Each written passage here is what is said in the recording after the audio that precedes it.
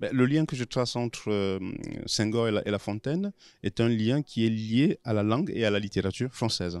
À la langue française d'abord parce que l'un comme l'autre étaient des défenseurs de cette langue.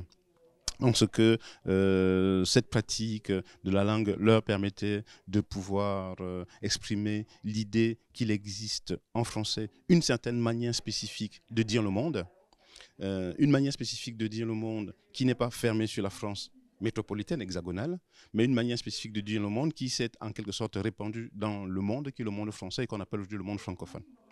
Donc, ce rapprochement est un rapprochement qui me paraît être évident du point de vue justement de cette défense de la langue, pour autant que cette défense soit une défense ouverte. Ce n'est pas une défense fermée sur soi.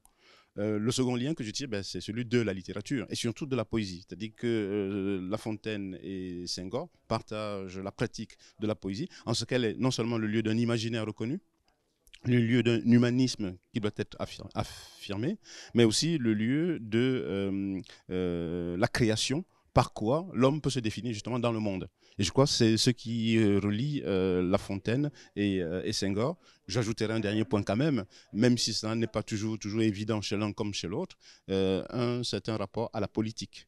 La pratique de la langue comme la pratique de la littérature conduisent presque toujours à une réflexion qui est une réflexion politique et philosophique chez La Fontaine, politique, pratique chez Senghor, puisque si l'un a exercé des fonctions politiques réelles, l'autre ne l'a pas fait, même si tous les deux étaient académiciens.